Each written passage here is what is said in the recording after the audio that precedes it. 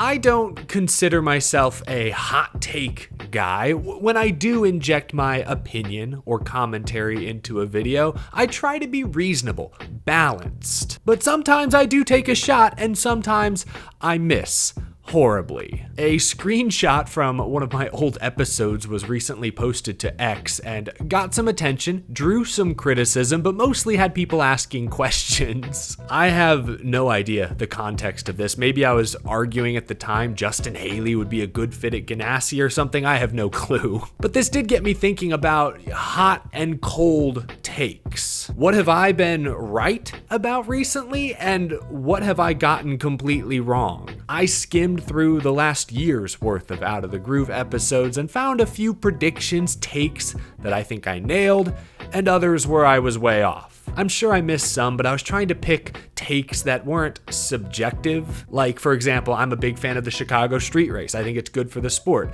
Other people may disagree. It's hard to say who at this point is right or wrong. So I tried to stay away from those kinds of opinions. Anyways, I thought this would be fun, some good off-season banter. Let's get to it. There's one driver out there who I believe has an even greater fire underneath them, and that is Harrison Burton. Things are scorching over there at the 21 team. One of my strongest takes coming into 2024 is when I said Harrison Burton was by far on the hottest seat entering this season. That turned out to be true. Harrison Burton is on the hot seat. That seat is scorching. Ow, oh my gosh. A lot of pressure on Harrison Burton to perform this season, or he may not be in the NASCAR Cup Series for much longer. It's a tough business. The Wood brothers announced in July that Harrison would not return to the team in 2025. So indeed, he was on the hottest seat coming into 2024. Unfortunately for him, that take proved to be correct. I had some preseason predictions that did not age well. Like back in February, I said Josh Berry would win Cup Series Rookie of the Year. I like consistency, so I'm going to lean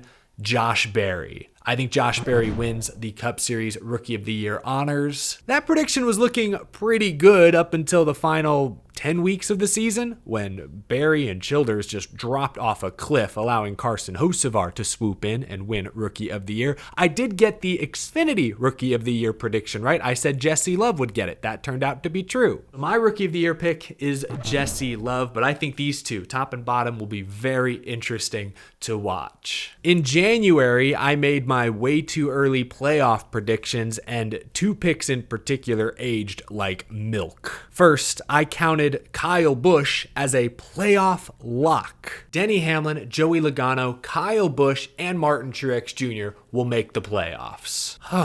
Obviously, Kyle Busch went on to have the worst statistical season of his Cup Series career. Winless, missed the playoffs. That take aged poorly. I was also way more optimistic about Legacy Motor Club this year than I should have been in hindsight. I think Eric Jones makes the playoffs. Legacy will be a key partner team. They've got new sponsors on board, and Eric Jones proved that even without manufacturer support, he is a force to be reckoned with. He won the Southern 500 in 2022. Yeah, I've talked about this one a lot since then. I think I underestimated the importance of having access to Joe Gibbs Racing data. Having a technical alliance with JGR makes a huge difference. It did for Furniture Row Racing. It has for 2311 Racing. Legacy trying to build their notebook out more or less on their own.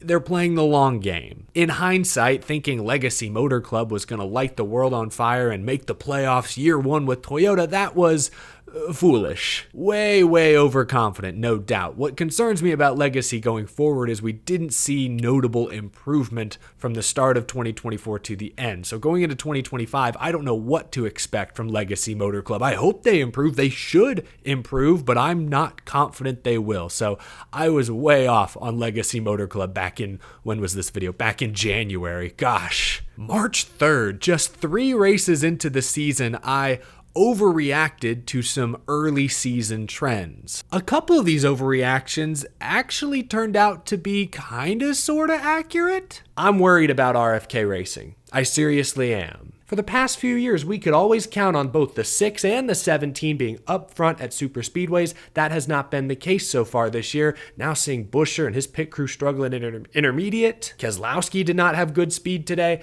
I'm worried. I am genuinely worried about Roush Fenway Keselowski racing. Honestly, that turned out to be true. I mean, Brad Keselowski eventually broke through and did get a win, advanced to the playoffs, his first win as an owner-driver, but Chris Buescher objectively regressed. Now, he was extremely close. He probably should have won Darlington, was an inch away from winning Kansas. Like, that's not to say Chris Buescher was bad. He was still good, but not as effective as he was in 2023. So I'd say that early season overreaction turned out to be at least kind of accurate. I also pointed out in that March 3rd video the Hendrick Motorsports split. My first, perhaps, overreaction is that Hendrick Motorsports looks exactly the same as they did last year. Larson and Byron likely going to be championship contenders, potentially championship favorites for the second year in a row, while Chase Elliott and Alex Bowman still seem to be lagging behind. I think that trend continued through the end of the season. Kyle Larson had the most wins in Cup this year, 6 wins, and William Byron made it to his second straight championship 4. Chase Elliott was very consistent, but he has 1 win now the past 2 years. Alex Bowman turned it on in the second half of the year, but still failed to advance to the round of 8, thanks in part to that unfortunate DQ at the Roval. So when it's all said and done and we look back at 2024, you got Larson and Byron, with Elliott and Bowman lagging just a little bit behind. So I think that early season overreaction actually turned out to be fairly accurate. Bowman and Elliott aren't far off from their teammates. In fact, I think they closed the gap over the course of the season, but they're still not quite at Byron and Larson's level, at least not consistently. Back in May, I put out an early silly season prediction video, which now that I look back was a bad idea because there were so many things that still hadn't been settled. Where were the Stewart-Haas charters going? We had a lot of questions. What are some of these predictions? I had Graythen and Gilliland at front row correct, but Josh Berry, Cole Custer, where did that come from? Actually, the Cole Custer one, I do know where that came from. I heard early on that Custer to front row was a possibility. I truly believe they did have discussions, but with Haas factory team opting to keep a charter, that became the more logical landing place for Custer. But for a while there, I think the front row rumors were legit. I correctly predicted Trackhouse would buy one of the Stewart-Haas charters, but I thought they'd bring Zane Smith in-house. Instead, they booted Zane for Shane Van Gisbergen, which I thought he was a year away. I don't think Shane Van Gisbergen gets a full-time Cup seat next year. I think they make him wait 1 more year. Oh my gosh, look at this. Basically, 70% of these predictions are wrong. AJ Allmendinger is not part-time, he's now full-time. Daniel Hemrick is gone, instead replaced by Ty Dillon. Didn't see that coming. Corey Heim staying in trucks for another year. Riley Herbst getting that seat, and Chase Briscoe. See, at the time, I thought Martin Truex Jr. would postpone retirement 1 more year. He'd done it before, and at the time, early this season, he was running well. He hadn't won a race, but he was high up in the points, very consistent. So that meant Chase Briscoe would likely stay with Ford. Ford loves Briscoe. They've developed him for years. He's won races for them in Xfinity. He's been one of the few bright spots at Stewart-Haas in recent seasons. I figured Ford would do everything they could to hold on to Briscoe, which meant putting him at the Wood Brothers. But when Truex announced his retirement and Joe Gibbs Racing gave Briscoe a call, yeah, it's hard to say no to the 19 car. I don't think there's any offer Ford could have made to keep Briscoe with the blue oval. So yeah, I got some of these predictions, most of these predictions, completely wrong. It was way too early in hindsight to make silly season predictions. I do think I nailed this. Around that same time, this was April or May, I ranked the top 5 non-Cup Series prospects. I had Christian Eckes, Chandler Smith, Connor Zilisch, Corey Heim, and Jesse Love as my top 5. This one is more subjective, but if I were to make this same list today, I don't think I'd change it. This video came out in April, so this was before Christian Eckes went on to win 4 truck races, had an average finish of 5th. This was before Connor Zilisch would win in his Xfinity Series debut at Watkins Glen, get a couple more top 5s. This was before Corey Heim went on to win 6 more Truck Series races. This was before Chandler Smith had the most top 5s in Xfinity this year. This was before Jesse Love won Xfinity Rookie of the Year. So I still feel pretty good about this top 5 7 months later. It's subjective, sure, but I think I got this one kind of right. I think this take is pretty solid. Let's fast forward a little bit. In August, I did a video where I ranked the biggest disappointments of 2024 so far. This was in August, a little more than halfway through the season, and Joey Logano made my list. Obviously, we know what eventually happened. He turned it around come playoff time, as Team Penske typically does, won 3 of the final 10 races, came through in the clutch. Say what you will about the format, Joey Logano was not to be denied. Safe to say, while he didn't have the strongest overall season he's ever put together, the results this year were far from disappointing, so that take aged poorly.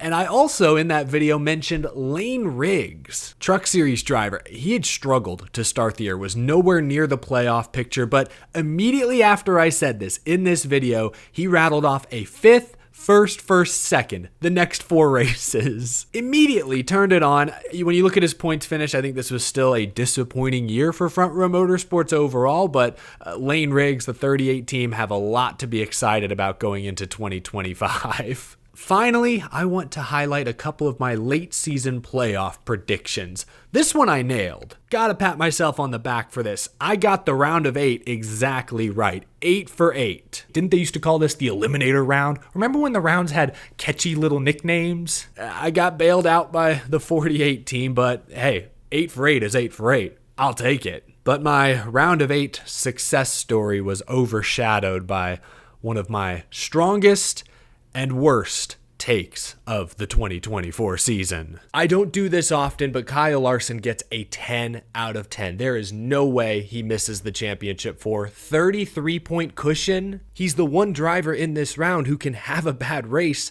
and still be okay. He had a huge points cushion. All the momentum. How was I supposed to know that Kyle Larson and his team would implode back-to-back weeks? Las Vegas, Homestead, they didn't look like themselves. How was I supposed to know they would put together 2 of their worst races of the year back-to-back?